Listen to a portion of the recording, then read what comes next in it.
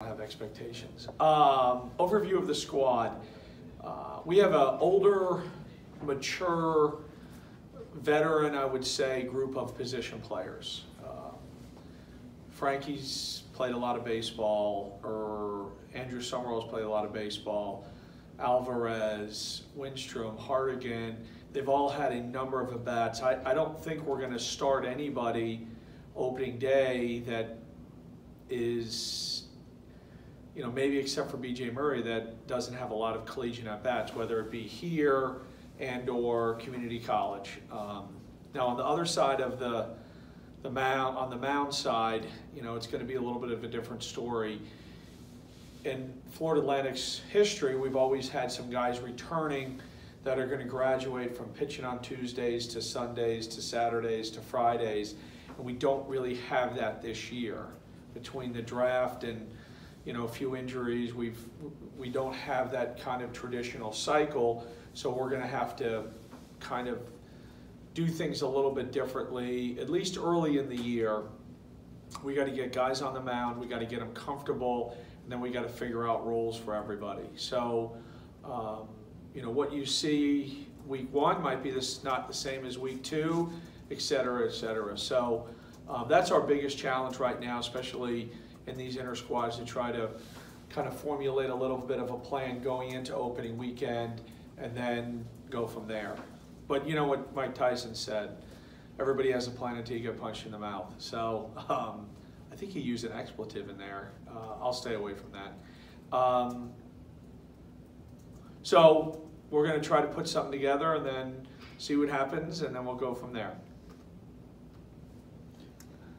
You got Delaware coming up in your opener. What do you expect? Where do you expect to be in terms of, I don't know much about Delaware, but it's just a pretty good tune-up for you for what you're in. Well, Delaware's a great baseball. If you look, Delaware's has a great baseball history.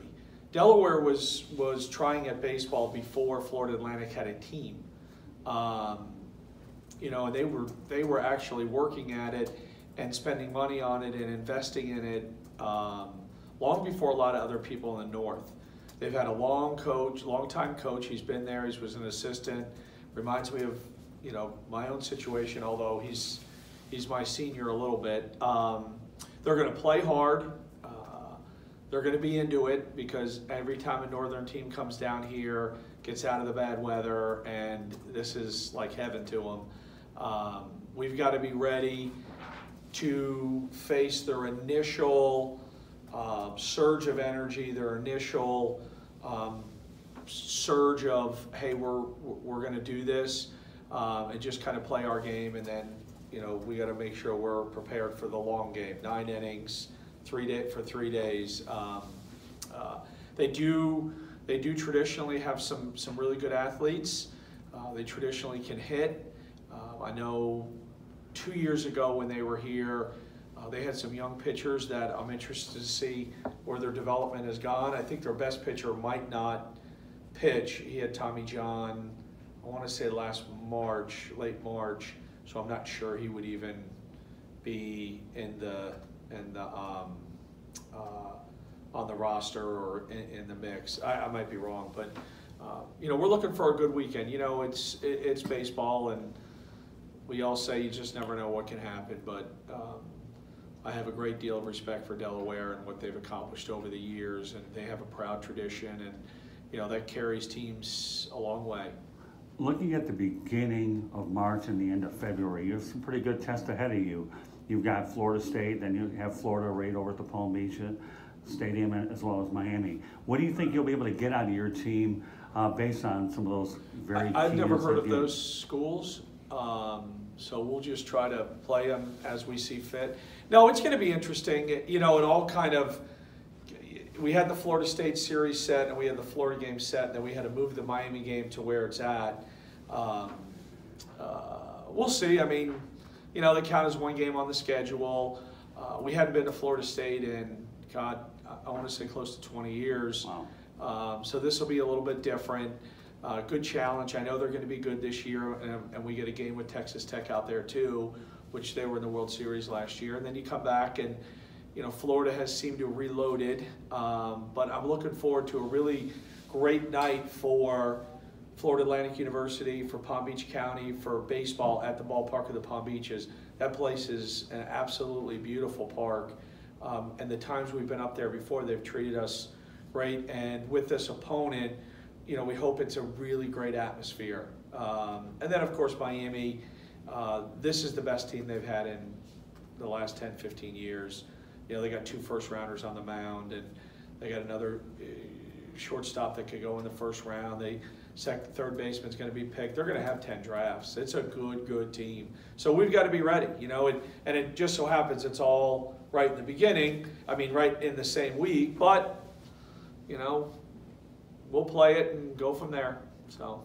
Well, I know about, you and I have worked together for a long time. We know about your on-campus stadium. I know at some point one would hope that you'll get upgrades, but it's certainly nice to know that you have a marquee facility right up the road here on I-95 so that you can attract a lot of these marquee matchups. What are your thoughts about that this is a viable alternative if you need it, knowing that really FAU happens to be Palm Beach County's team, let alone Southern Florida particularly? Sure, we've used Roger Dean in the past, and now the ballpark of the Palm Beaches. The ballpark of the Palm Beaches has been very gracious over the years. It's a beautiful facility.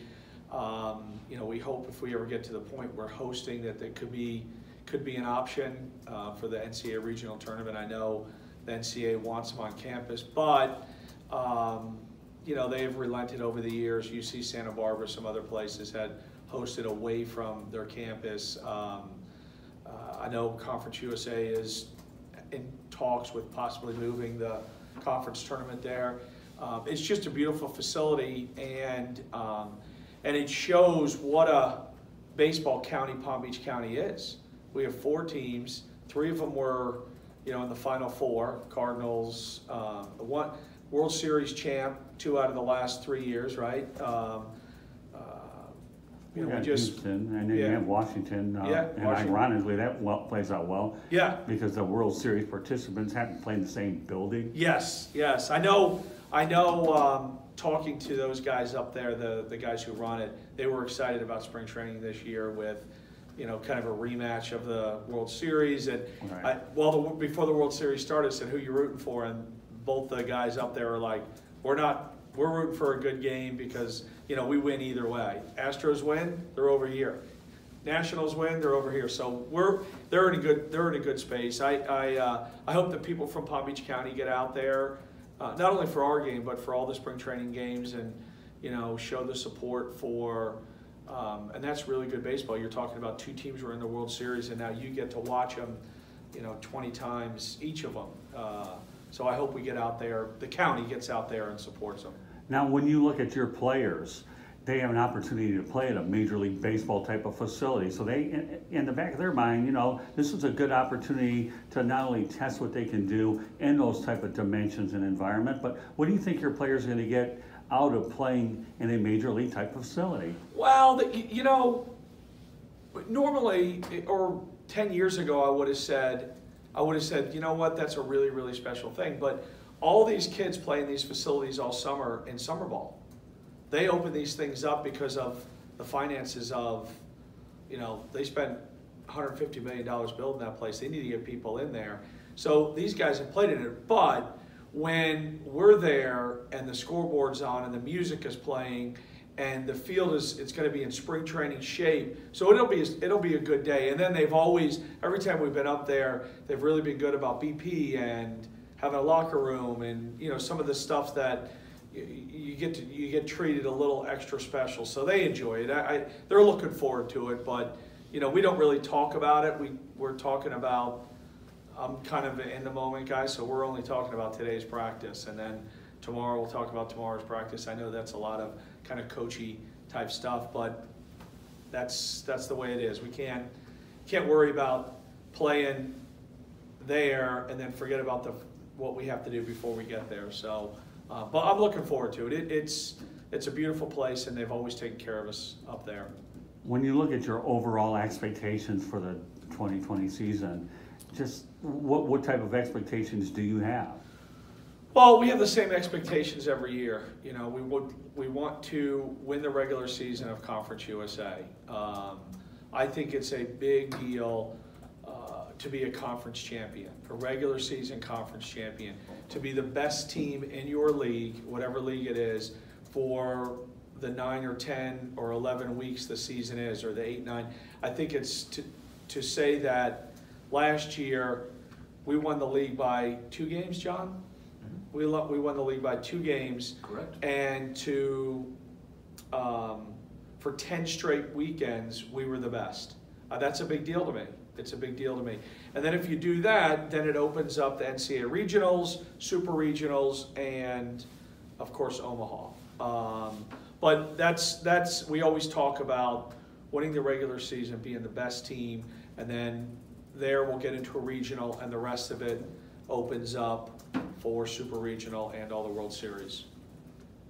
Coach, 5 players drafted from last year's team. How do you go about replacing their production, and is there any newcomers who have impressed you to this juncture? You just hope you recruit well when you talk about replacing their production.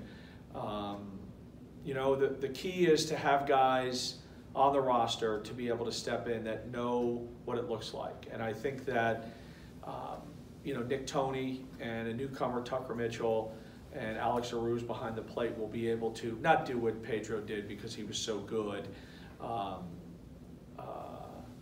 but to be able to kind of bridge the gap until one of those guys, you know, takes over the position. Nick Toney's got a shot. He is one of the more physically gifted human beings we've had here. If you ever seen him work out or throw a baseball or hit a baseball, it is scary because of his physical strength, and the mental side of his game is coming in waves. It's coming quickly. He's asserted himself as a leader. Tucker Mitchell is going to be a really nice baseball player here.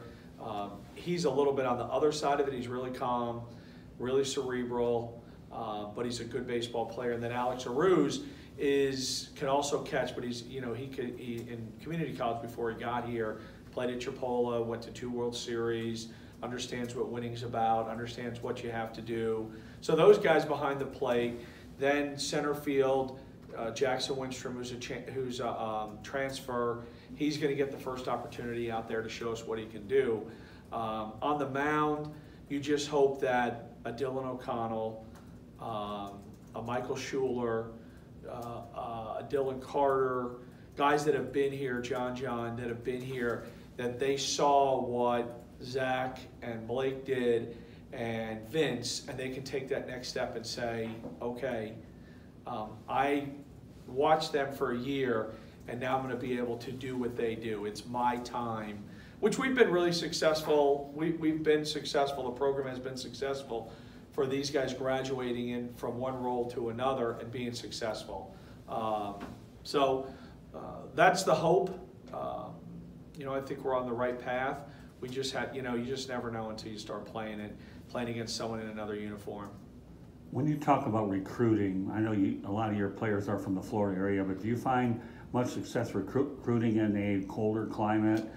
I'm from the Midwest, but it doesn't matter where you're from, whether, you know, I know a lot of colder weather climate teams enjoy coming to Florida. Yeah. But have you had a lot of success around the country, especially in whether it's the Midwest, Northeast, or whatever, bringing players here? You know, it used to be, if you look at our rosters in the early 90s, we had a lot more out-of-state guys.